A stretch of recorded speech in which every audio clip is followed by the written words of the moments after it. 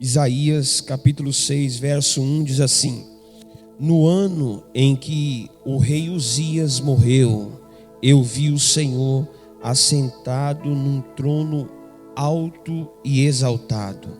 A aba da sua veste enchia o templo, acima deles estava o serafim. Cada um deles tinha 6 asas, com 2 cobria o rosto e com 2 cobria os pés, e com 2 voavam. E proclamava um aos outros: Santo, Santo, Santo é o Senhor dos exércitos, e a terra inteira está cheia da tua glória. Ao som das suas vozes, os batentes das portas tremeram, e o templo ficou cheio de fumaça. Então gritei: ai de mim! Estou perdido, pois sou um homem de lábios impuros e vivo no meio de um povo de lábios impuros. Os meus olhos viram o Rei, o Senhor dos exércitos. Logo um dos serafins voou a mim, trazendo uma brasa viva, que havia tirado do altar com uma tenaz. Com ela tocou a minha boca e disse: veja isto. Tocou os seus lábios, por isso a sua culpa será removida e o seu pecado será perdoado. Então ouvi a voz do Senhor conclamando: quem enviarei e quem irá por nós? Amém? Feche os seus olhos um minutinho comigo, você que pode. Curve sua cabeça diante do altar do Senhor, que eu quero orar por você. Senhor nosso Deus e Pai, nós estamos reunidos aqui para cumprir a Tua palavra. Assim nós queremos viver esse cenário novamente entre nós, no nosso meio. Que o Senhor possa abrir a visão do seu povo, para que o Teu povo possa ver os céus abertos, que o seu povo possa ver a movimentação celestial, para que cada um possa ter a sua experiência pessoal com o Senhor. E essa experiência, ela é transformadora. Nós cremos que nesse momento que Isaías contemplou os céus abertos, contemplou o Senhor no seu alto sublime trono, ele pôde reconhecer que ele estava no estado de pecado. Assim nós queremos ser transformados e tocados pela Tua palavra, pelo Teu poder. Nós queremos ser transformados, e que nessa noite o Senhor possa repetir o cenário daquilo que a gente vê, daquilo que a gente ouve e daquilo que a gente é tocado. Nós queremos que no nome de Jesus Cristo o Senhor encontre o nosso coração, a nossa mente, nos transforma de dentro para fora, para que podemos ter uma vida irrepreensível diante do mundo que tenta nos oprimir, nos influenciar, dizendo que o pecado já não é mais pecado. Nós queremos, no nome de Jesus Cristo, desarmar o nosso coração. Se porventura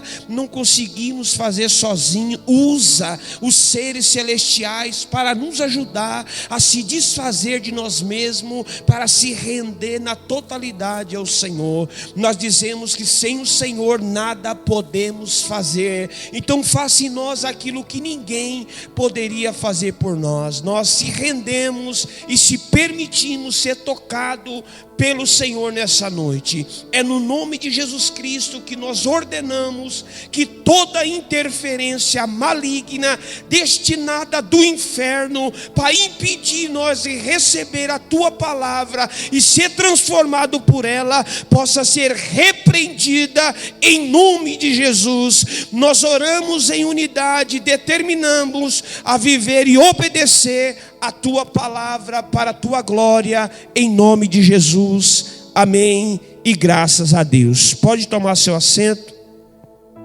em nome de Jesus Cristo. Queridos, nós estamos hoje abrindo o mesmo livro que abrimos no domingo. Nós estamos abrindo hoje na quinta-feira. E nós não vamos repetir a palavra, embora ela se renova pela manhã ou todas as manhãs. Nós iremos falar da parte B do contexto e do texto que nós abordamos e pregamos. Então nós iremos falar de algo sublime, de algo eterno, de algo que a terra espera, que é justamente a manifestação dos filhos de Deus.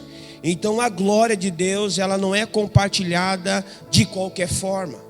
Ela precisa ser manifestada num ambiente que foi purificado e santificado. Porque Deus não se mistura com o profano. Deus santifica para depois se manifestar. Diga amém por isso. Então Deus santifica e depois se manifesta. Então a impureza dos homens interfere a manifestação da glória de Deus.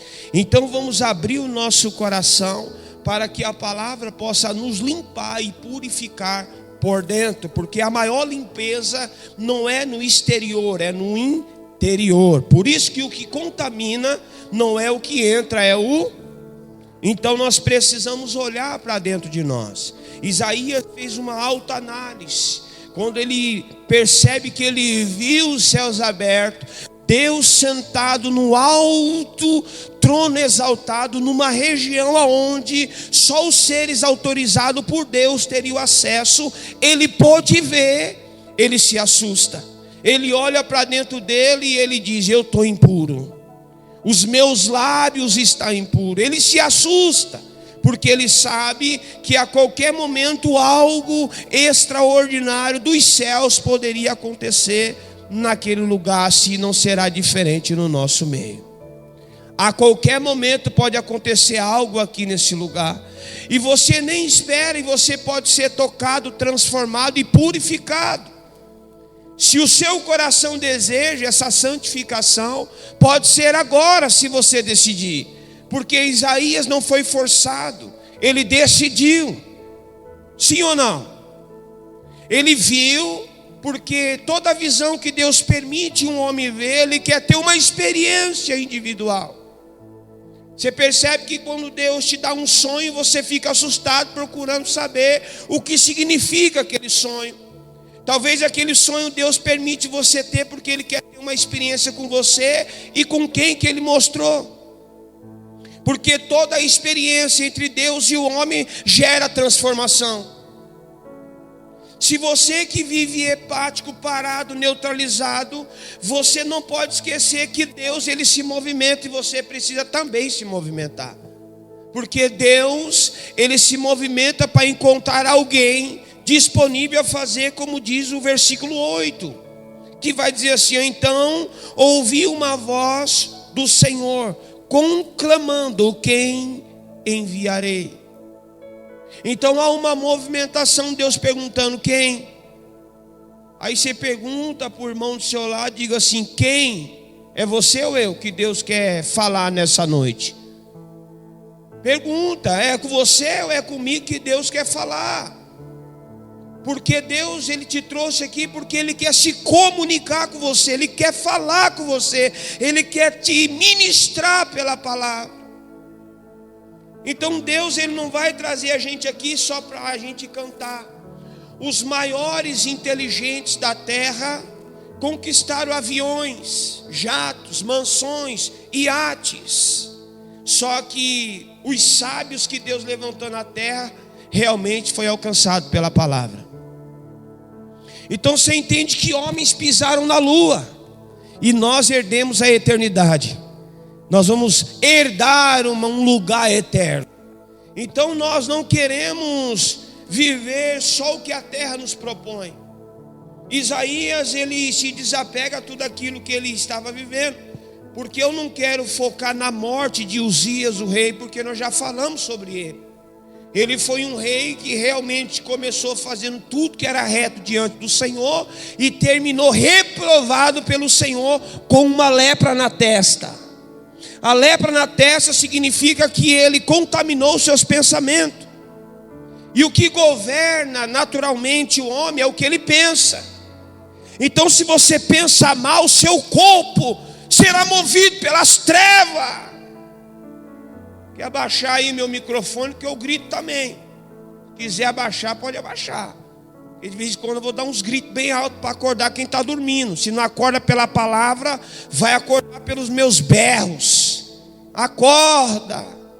Então entende que dentro desse campo, nós olhamos que a palavra de Deus, ela é muito autêntica quando ela quer transformar alguém, ou um ambiente, ou um lugar geográfico. Olhamos para dentro desse ponto, nós vamos compreender que após a morte do rei Uzias, Isaías viu, versículo 1, o Senhor assentado num alto e exaltado. Então você imagina que ele estava num lugar alto. A aba das suas vestes enchia o templo. E eu quero falar da glória de Deus. Por isso que nesse momento é um momento que é muito preciso. Falarmos da glória de Deus é algo crucial para a igreja. Isaías, diante da morte do rei Uzias, ele pôde contemplar o Senhor num lugar exclusivo. Então o que eu quero dizer aqui para nós que estamos aqui nesse ambiente?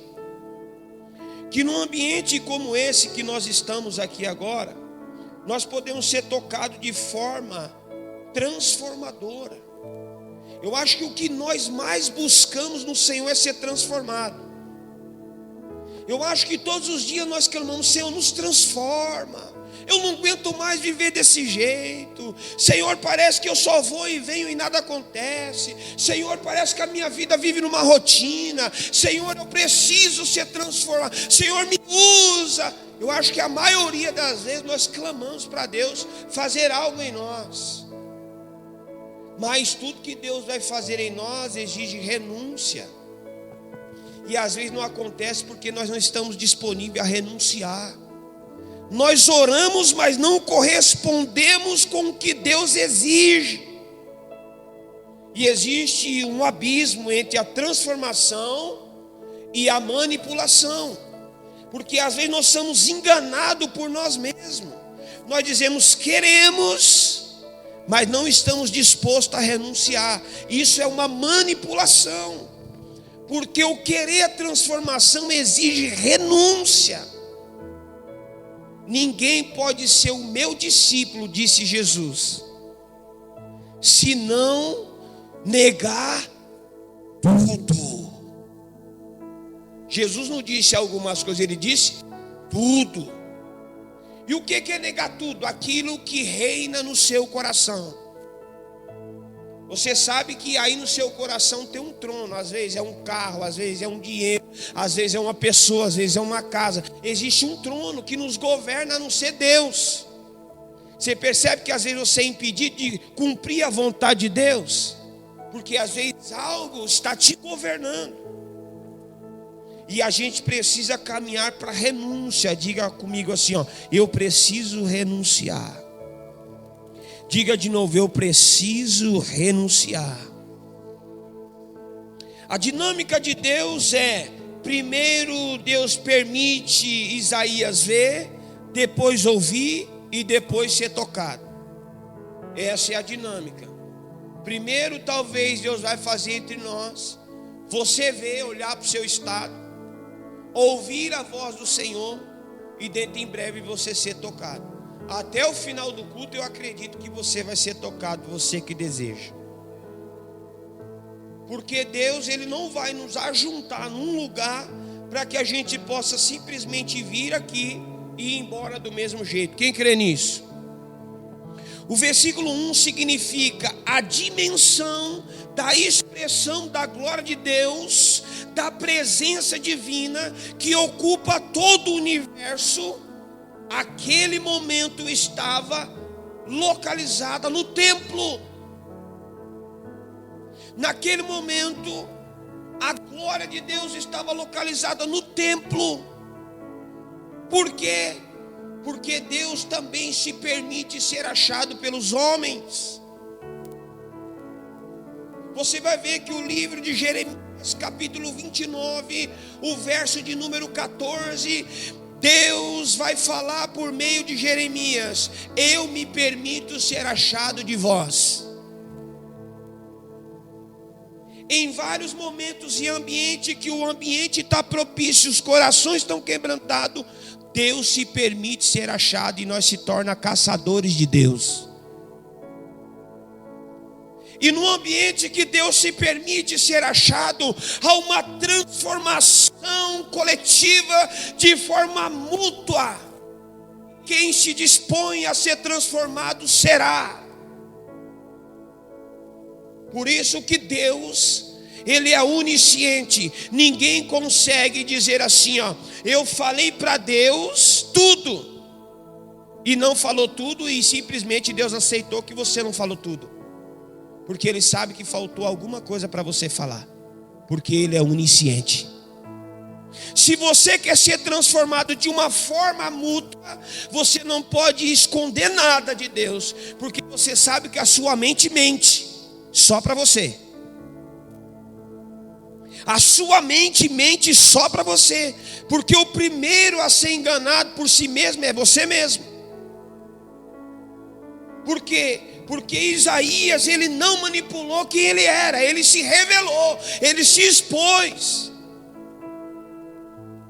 A glória, ela estava sobre o templo, ele contemplou, então ele disse, algo vai acontecer e eu não posso ocultar que os meus lábios estão impuros. Porque do capítulo 1 ao capítulo de número 5, Isaías está denunciando o pecado de Israel. Só que no capítulo 6, ele para de denunciar o pecado do outro e se denuncia diante de Deus. E aí tudo muda. Aí ele já não é mais juiz. Agora ele está numa posição de ser transformado e purificado. Sabe o que acontece entre nós? Por que algo não gera em nós transformação, especificamente a palavra? Porque nós repartimos ela. É tipo assim, essa parte é o que me cabe. E justamente a parte que você disse que não cabia para você, era a parte que você precisava se render.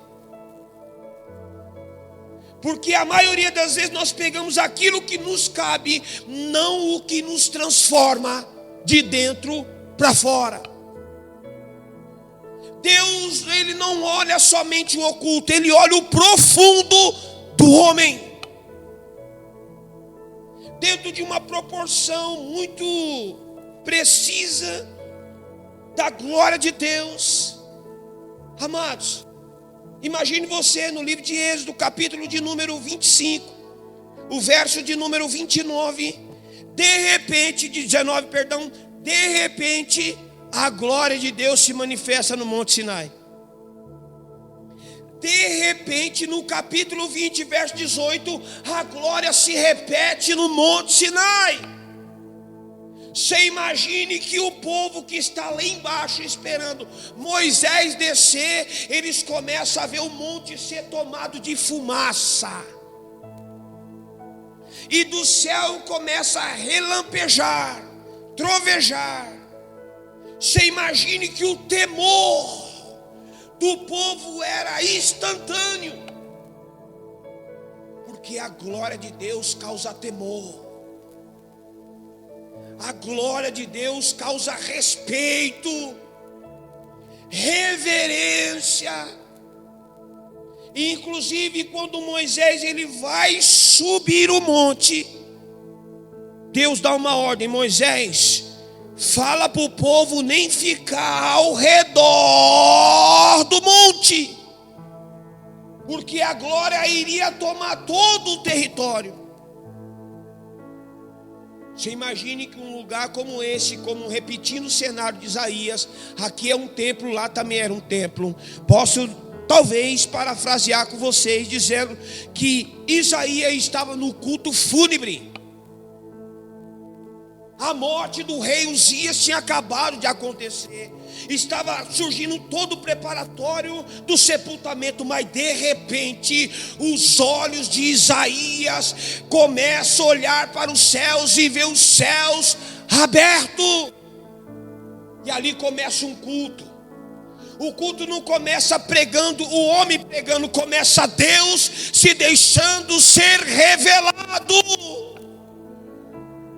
Ali começa um culto, aonde aquele homem começa a ser confrontado. E as coisas começam a acontecer. Eu tenho certeza que ninguém que está aqui no nosso meio, nenhum de vocês, deseja sair daqui sem ser tocado por essa glória que Isaías foi. Sim ou não? O maior desejo do homem é ser tocado por Deus, é ouvir a Deus, é vê-lo. É o maior desejo do coração de um homem, de uma mulher, é vê-lo, é ouvi-lo, é ser tocado. E eu acredito, irmão, que quando Abacuque, ele começa no capítulo 1 olhar o cenário, ele começa a questionar a Deus. No capítulo 2 ele começa a se submeter ao que Deus falou. No capítulo de número 3 ele começa a se render. Aí ele já não vê mais o cenário de escassez, ele começa a dizer, mesmo que ainda. Aí ele começa, mesmo que ainda, todavia, eu te louvarei. Por quê? Porque ele entendeu que não é porque é um cenário de escassez que Deus não está lá se revelando. Por que você está numa crise espiritual, de identidade emocional? Você acha que Deus não está te vendo? Por quê? Sabe por quê? Porque em todo momento de crise, de vez de a gente ir ao Senhor, a gente só fala com o Senhor. Quem entendeu, diga amém. A gente só fala, a gente não vai. Vamos olhar para dentro de todo o contexto dessa glória manifestada que gerou uma transformação generalizada ao ponto de Isaías ter a revelação do Emanuel. Ao ponto dele ter a revelação do Deus conosco, o nascido de mulher, o Messias. Ao ponto dele olhar no capítulo 51, de forma muito precisa, e começar a descrever o sofrimento do Messias. Por quê, queridos? Isaías era exclusivo, ou ele realmente se entregou àquilo que Deus havia chamado ele? Sem entrega, dificilmente você conseguirá chegar a esse lugar que você tanto deseja. Dificilmente. Vai ser muito difícil, você vai encontrar vários obstáculos e a maioria deles vai te fazendo parar no caminho. Vamos entender aqui que de fato, no capítulo 6, verso 2 de Isaías vai dizer assim, ó, acima dele estavam os serafins. Cada um deles tinha 6 asas, 2 cobria o rosto, com 2 cobria os pés e com 2 voava. E o versículo 3, e proclamavam uns aos outros, Santo, Santo, Santo é o Senhor dos exércitos, e a terra inteira está cheia da sua glória. Olha aqui para mim. Imagine o cenário, a visão. Isaías, ele viu. Ele está dizendo assim, o culto está acontecendo. Ele está dizendo assim um para o outro. Um serafim dizendo assim, ei, ele é santo. E o outro, ei, ele é santo. E o outro dizendo, ele é santo. E ele também é Senhor. De quem? Dos exércitos. E olha só o que ele fez. Ele encheu a terra da sua glória. Deixa eu dizer para você, ele não só encheu a terra, mas com a possibilidade da sua vida. Da sua vida. E como nós vamos repartir e compartilhar dessa visão expansiva, divina, sobrenatural, os seres celestiais dizendo um para o outro que Ele é santo e a terra está cheia da sua glória. Como que a gente vamos compartilhar disso? Como que a gente vamos anunciar isso? Porque às vezes nos falta até identidade de quem nós somos e o que estamos passando ou sofrendo. Como anunciar isso? Irmão, fatores que não podemos diminuir a dor dos nossos irmãos, mas fatores que nos faz parar ou deixar de enxergar é tão pequeno diante da grandeza do seu Deus, que às vezes você perde a oportunidade de manifestar a glória de Deus por meio da sua dor. A sua dor, ela precisa realmente fazer que a glória de Deus se manifeste, não que ela te para. E às vezes, muitas vezes nós paramos. E eu consigo enxergar algo que vem trazendo alguns obstáculos dentro dos contextos que a gente vemos que esses homens passaram. Que a gente fala, o que aconteceu conosco? Você acha que Deus não quer se revelar como Ele fez no passado? Você não acha? Que Deus quer se revelar como Ele fez no passado? Que Ele quer se manifestar como Ele fez? Você acha que aqueles homens, 12 homens que viraram o mundo de ponta cabeça, você acha que foi feito por eles todos esses sinais, maravilhas e prodígio, ou através deles? Por ele ou através deles? Através. Então esse mesmo Deus que fez através deles, a Bíblia diz que é o mesmo Deus que estará conosco até a consumação dos séculos. E posso afirmar biblicamente, a Bíblia diz que se houver 2 ou 3 ou mais reunidos no meu nome, Ele está aqui não? Você tem certeza que Ele está aqui? Então dê o maior aplauso ao Senhor em nome de Jesus. Se Ele está aqui, Ele merece o seu aplauso, Ele merece o seu prestígio. Glória ao Senhor Deus da nossa vida, da nossa salvação. Obrigado por se mover através de nós e em nós. Glória ao teu nome, Senhor. Santo é o Senhor dos exércitos, e a terra está cheia da sua glória. Rei dos reis é o Senhor. E um dia nós vamos dizer assim: e eu vi o Senhor.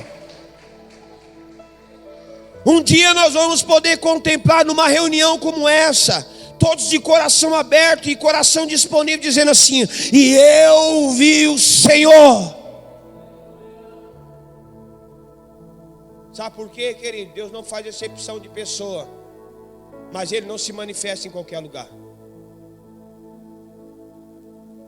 Ele não se manifesta em qualquer lugar. Deus é santo. Na medida que Ele é santo, através do apóstolo Pedro, na sua primeira carta, ele vai dizer que nós também devemos ser santos, assim como o nosso Deus é santo, e em toda a nossa maneira de viver. Então você imagine que Deus, Ele não vai se manifestar em qualquer lugar e de qualquer jeito. Eu vou parafrasear com vocês aqui o versículo de número 8. O eis-me aqui de Isaías não é um eis-me aqui simplesmente por disponibilidade de ir. Sabe por quê? Porque quando a gente olha para dentro do contexto, a gente entende que Deus, Ele não se manifesta e nem envia ninguém de qualquer jeito. Então assim, eis-me aqui, mas não é de qualquer jeito. Eis-me aqui, eu me disponho. Só que aí às vezes a gente fala assim: eis-me aqui, mas eu não fui, ou eu fui, não deu certo, ou eu queria que fosse assim, não foi, porque algo ainda não tinha sido transformado no seu ser. E é justamente o pontinho que interfere a glória de Deus descer através da sua vida. Você percebe que Isaías, antes de ir, Deus realmente purifica ele. O que representa a fumaça? A fumaça é a prova da presença de Deus manifestada fisicamente no ambiente. É onde todos veem que algo aconteceu no templo. Quando Salomão ele termina de construir o templo, acontece algo no capítulo de número 5, 2 Crônicas. O que acontece? Vai haver a inauguração do templo. Quando eles abrem a porta do templo, quem diz que o sacerdote consegue entrar? O primeiro impacto que eles têm é da glória de Deus em fumaça, tomado o ambiente. E a Bíblia diz que eles não conseguem ministrar o sacerdócio ao Senhor. Por quê? Porque aonde Deus está, Ele não recebe qualquer coisa. Vou dizer para você uma coisa, não com exclusividade e não com arrogância, querido, mas dificilmente os nossos cultos têm sido santos na maneira que Deus exige. Dificilmente. Por quê? Porque a gente não se permite ser transformado de dentro para fora. Então a lepra que sai daqui de dentro e manifesta para fora, não é porque ela nasceu ontem e manifestou hoje. Ela já está ali, sendo cultivada há tempo. Se nós não se permitirmos ser livres para poder viver o que Deus tem preparado para nós exclusivamente, o versículo de número 4 vai dizer assim: e ao som das vozes, os batentes das portas tremeram, e o templo ficou cheio de fumaça. Sabe o que é tremer? Tremer, a gente vai usar uma figura de linguagem a respeito de algo que acontece no físico, em paredes, templo, prédio, terremoto. Abala a estrutura. Sabe o que aconteceu naquele dia? Abalou a estrutura, não do templo, mas da vida das pessoas que estavam lá. Abalou a estrutura das pessoas que estavam lá vendo Isaías falar do que ele estava vendo. Queridos, você pode ver que às vezes nós aqui, Deus usa nós fervorosamente, nos dá encorajamento, nos empodera com teu espírito para pregar a tua palavra. E aqui a gente quer até morrer fisicamente, dá um infarto, morre e tal, pregando a palavra para que salve alguém aqui. E você percebe que às vezes a palavra nem sequer chegou no destino que ela deveria chegar. É um escudo, é um abismo entre o coração que precisa receber e os impedimentos que ali tem. Naquele momento, vou falar uma coisa para vocês aqui. Naquele momento houve um abalo estrutural em Jerusalém. Todos que estavam ali, ouvindo Isaías expor o que ele estava vendo, tremeu diante do Senhor e da sua glória. Às vezes, frequentemente, posso dizer assim, nos falta reverência. Nós entramos dentro desse templo aqui, queridos, como um lugar físico. Nós precisamos entender que nós estamos num estado físico, mas nós não estamos permanente nele. Então você entende que você é um homem espiritual, experimentando as coisas natural. Você não é um homem natural experimentando as coisas espirituais. Você é espiritual. Porque para aquele que nasceu de novo, ele é espiritual. Só que às vezes parece que nós vivemos de forma carnal. Nós carnalizamos. Nós, de vez de abrir uma tubulação espiritual, nós abrimos uma brecha carnal no nosso meio, que parece que nós permitimos que a palavra não nos transforma. Nós permitimos. Nós não abrimos. Nós não deixamos ser tocado. Por que nós fazemos isso, querido? Por quê? Alguém de vocês pode pensar o porquê que nós fazemos isso? Existe algo chamado eu, o autor que nos governa fisicamente, eu, o gestor da minha emoção, ou aquele que governa meus pensamentos, o eu. Você sabia que ele é o inimigo da sua transformação? Porque a Bíblia diz que a nossa luta não é contra a carne e o sangue. Correto? Afirmativo, ponto, está decidido, resolvido. Só que existe algo dentro de nós que precisava ser entregue e transformado pela palavra, que é o chamado eu. A gente não lê às vezes, no livro de Gálatas capítulo 2, verso 20, agora já não vivo mais eu, é Cristo que vive em mim. Nós não lê isso aí às vezes? Lê ou não lê?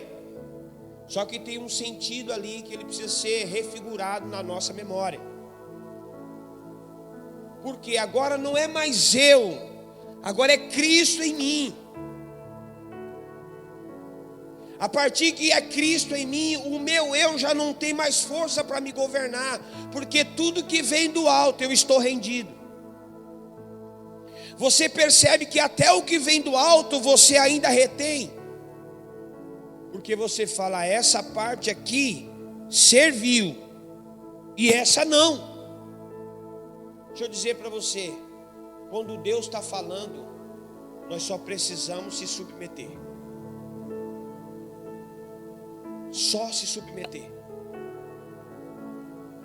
Provérbios capítulo de número 3 vai dizer que quando o pai está falando, figura paterna, o filho, se ele for inteligente, ele vai se submeter e vai preservar o ensino no coração, e se for necessário ele vai escrever na testa para ele não esquecer. Todas as vezes que ele se deparar com algo que reflete a sua face, ele vai lembrar do que o pai falou e ensinou ele. Então o problema nosso não é falta de ensinamento, porque o pai está sempre nos ensinando. É falta de prática. É falta de prática. E todas as vezes que eu deixo de praticar o que o pai me ensina, eu sou danificado. Todas as vezes que o pai nos ensina, é porque ele quer nos levar a um lugar que nós ainda não acessamos, mas nós não se permitimos. Esse negócio chamado cabeça é um lugar que, se você não der o governo para o Senhor, você se perde. Você pode ter certeza do que eu estou te falando 100%. Se você não dá isso aqui para o Senhor governar, você se perde. Os maiores pensadores ficaram depressivos, porque buscaram o autoconhecimento e não o conhecimento do alto. Entraram em colapso emocional e desenvolveram traumas irreparáveis. Querido, o que nos preserva com a mente sã é a palavra de Deus. A única coisa que vai nutrir a palavra de Deus é a única coisa. Porque quando nós olhamos aqui o versículo de número 5, olha aí comigo. Então gritei, ai de mim, estou perdido. Olha que sinceridade, queridos.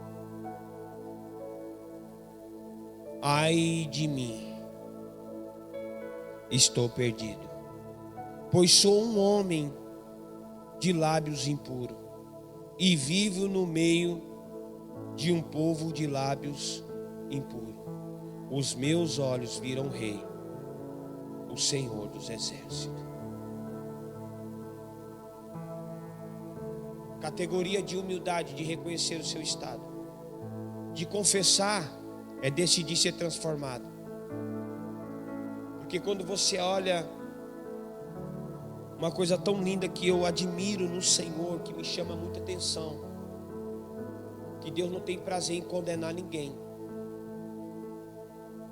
Deus está pronto a perdoar. Sabe qual que é a maior dificuldade de nós aceitar o perdão de Deus? É reconhecer o nosso estado de pecado e abandonar ele. Esse aí é um abismo entre Deus e o homem. O pecado é o abismo. Porque o pecado, quando ele não é abandonado, ele é uma plataforma para o inferno. Por quê? Porque a morte e o inferno, eles estão com uma aliança inseparável. Por quê? Porque o pecado te leva à morte, que é o preço. Romanos capítulo de número 3 vai dizer que o salário do pecado é o quê? E o dom de Deus gratuitamente é o quê? É a vida e vida eterna.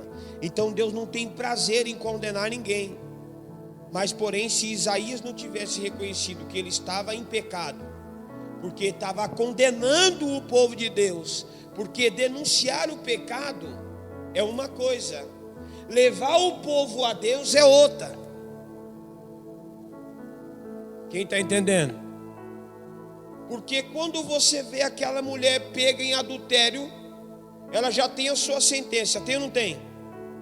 Ela é levada ao Jesus para receber o marco da sentença. Mas Jesus, ele olha para ela e não condena. Jesus fala para ela: vai e não peques mais.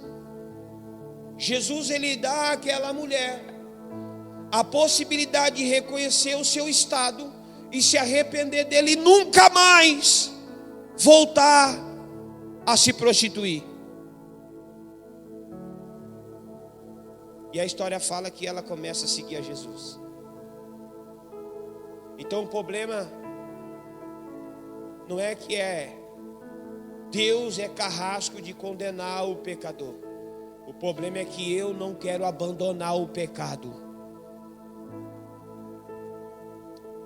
E eu vou dizer uma coisa para você: Isaías, ele tem uma composição muito séria da vida dele.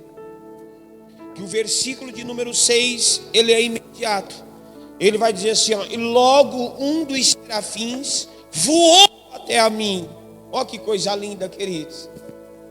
Voou até um homem impuro, porque ele ainda não tinha sido purificado. Nessa missão angelical que ele vai ser. Olha aí que coisa interessante. Logo um dos serafins voou até a mim, trazendo uma brasa viva que havia tirado do quê? Do altar. Da onde?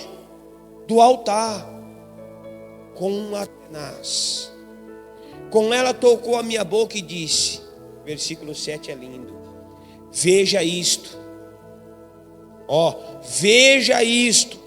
Tocou os seus lábios.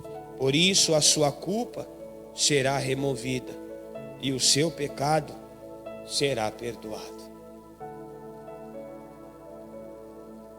Olha para mim. Deus, ele não tem amor, ele é o amor. Só que porém, por amar o pecador que não quer se arrepender, ele entrega o pecador às suas próprias paixões. Por amar o pecador que se arrependeu, ele perdoa e faz ele ser livre. Faz ser livre. Diga para o seu irmão do seu lado: eu sou livre de toda a culpa. Eu sou livre.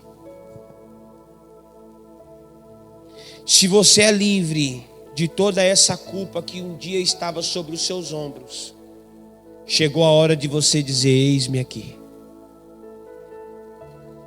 Chegou a hora de você olhar e dizer assim: eis-me aqui. Chegou a hora. Por que eu estou dizendo isso?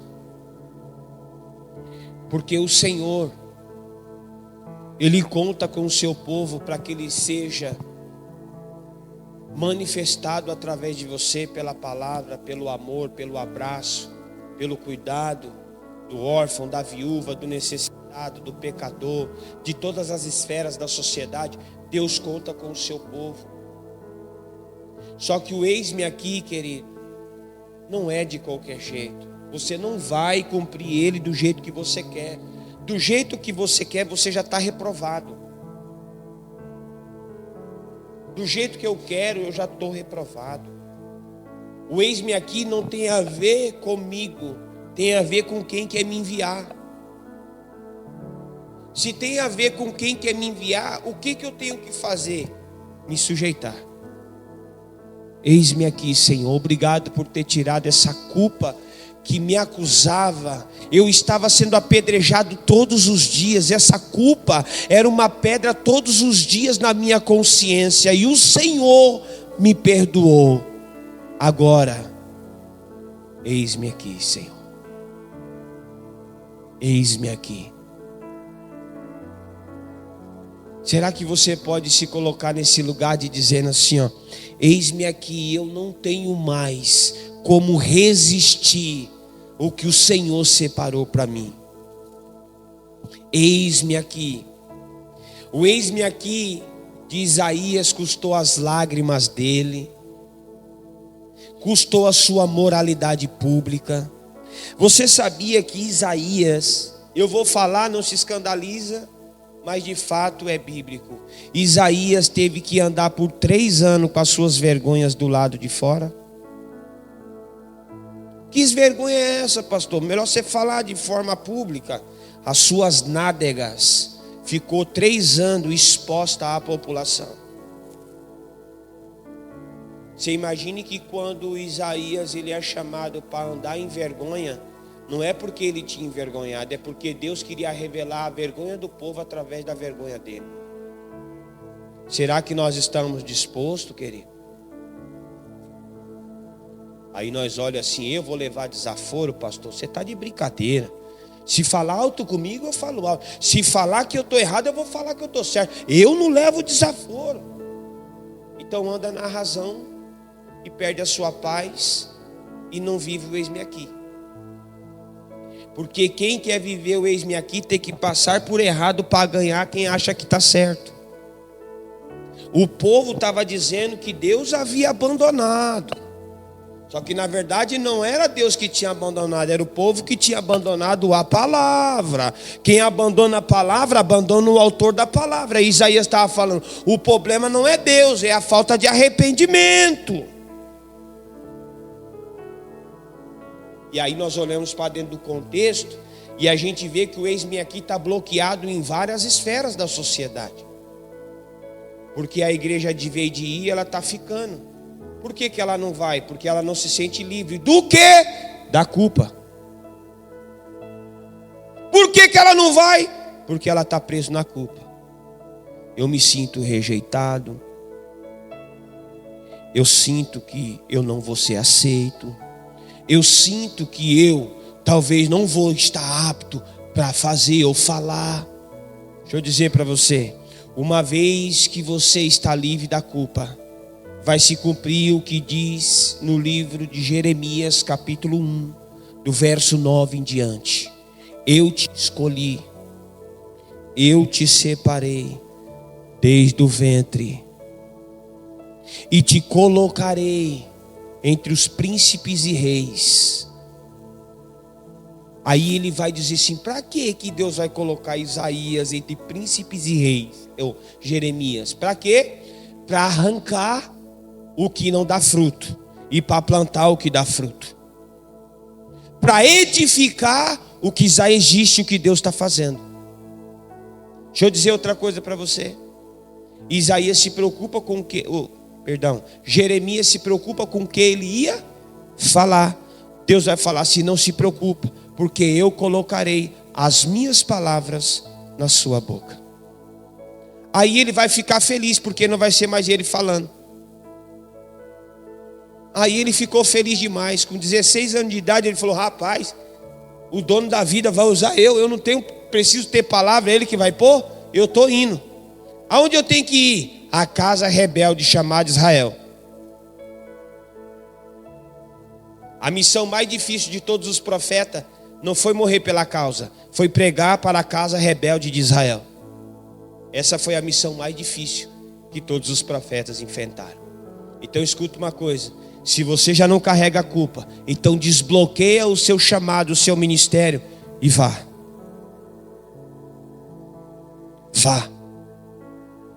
Porque Deus precisa e conta com você. Vá. Sai desse lugar. Você carrega a glória de Deus e ela precisa ser manifestada. Você já teve o prazer de ganhar uma alma? Já teve? Vale mais do que o mundo inteiro, né? Às vezes você fala assim: eu tenho uma vontade de ter uma casa boa, legal para meus filhos e tal, para minha família. Ou pensa assim: eu vou comprar um carro da hora para mim fazer a obra de Deus, né? Da hora, legal, bênção de Deus. Só que quando você ganha uma alma, não se compara ao prazer de você ter um material. Uma alma vai suprir todos esses prazeres que a gente tem momentâneo. Sabe por quê? Porque você escuta os barulhos do céu fazendo festa. Você escuta. Sua alma quer sair do seu corpo. Tamanha alegria que é ganhar uma alma. Então, a palavra que eu quero deixar, parte B desse contexto, capítulo 6, é: seja livre da culpa. Se submeta. Sem submissão é impossível fazer o eis-me aqui. Felipe, envia-me. Envia o Zé que está aí do lado. Você que foi chamado para essa missão, envia. Aí o Felipe fala: e aí, pastor, tem uma missão hoje que é o seguinte: nós vamos descer na rua A, na rua B, e aí nós vamos entrar pela invasão, vamos sair lá embaixo no Caqui e vamos subir para o João de Barro. Aí eu falo: Felipe, hoje é o seguinte, cara, não sei, mas coloca outro no meu lugar, eu não estou afim de ir não. O que vai acontecer com o seu chamado? Vai se repetir, você vai fazer só o que você quer, o que você gosta. E Deus não chamou você para fazer o que você gosta. Deus chamou você para cumprir o que está escrito. E pronto. O eis-me aqui é para todos. Por isso que eu disse eis-me aqui, porque é para todos. Todos têm o dever de anunciar, de ir. Queridos, vamos. Vamos. Vamos. Deus está esperando você se levantar desse lugar para ir. Deus está só esperando você se posicionar para ir. Eu quero encerrar dizendo assim, ó: o eis-me aqui é para todos. Só não vai ser executado de qualquer jeito. O eis-me aqui não é o que eu quero fazer, é cumprir o que está escrito. Amém? Você pode se pôr de pé comigo? Deus quer manifestar a sua glória. A qualquer momento, esse lugar, às vezes a gente vê um sinal de fumaça, sente algo extraordinário de Deus, mas é só uma pitada. Porque o que aqueles homens viram e ouviram foi algo que abalou a estrutura da nação. Ou nós vamos viver esse tempo que Deus separou para nós. Porque nesses dias eu estou entendendo que a igreja ela está começando a remover os barulhos estranhos da sua audição. Você sabia que tem alguns barulhos que é semelhante, mas não é? Esses barulhos atrapalham a gente. Então nós vamos viver um tempo que Deus separou. Eu quero dizer assim, ó, é um tempo que separou, legal, beleza, bênção de Deus. Mas eu queria que a história se repetisse em alguns lugares. Especificamente nos dias de Abacuque. Abacuque fala assim, ó, eu ouvi falar dos seus feitos, hein, Senhor? É forte demais, hein? Meu Deus. Vi reis tremer diante do Senhor. Vê história se repetindo, só que agora através de nós. Você se dispõe? Então vamos viver em nome de Jesus. Se não é de qualquer jeito, lá e vai a proposta do Senhor. Tem alguém que quer se consertar com Jesus aqui essa noite? Se não é de qualquer jeito, lá vai a proposta. Tem alguém que quer se consertar com Jesus aqui nessa noite? Tem? Tem alguém que reconhece que está perdido no caminho e quer se consertar com Jesus essa noite para viver o eis-me aqui? Porque o eis-me aqui não é de qualquer jeito. O eis-me aqui começa quando você vê, quando você é tocado. Então nós precisamos reconhecer o nosso estado. Tem alguém no nosso meio que quer se consertar com Jesus, se reconciliar, voltar para Cristo? Tem alguém que quer confessar Jesus Cristo como o único e suficiente Salvador da sua vida? Alguém que nunca confessou Jesus? Não tem ninguém? Mão no seu coração que eu quero encerrar a reunião dos santos. Eu quero agradecer pela presença de todos. Que Deus agracie a vida de cada um de vocês, levando vocês com a plena consciência do que vocês ouviram, para a glória de Jesus. Pai, eu quero despedir a tua igreja, o teu povo, selada no amor, na graça, na comunhão, nas doces consolações do seu Espírito. Que assim seja, em nome do Pai, do Filho e do Espírito Santo de Deus. Todos digam amém. Deus abençoe e vão em paz no nome do Senhor Jesus Cristo.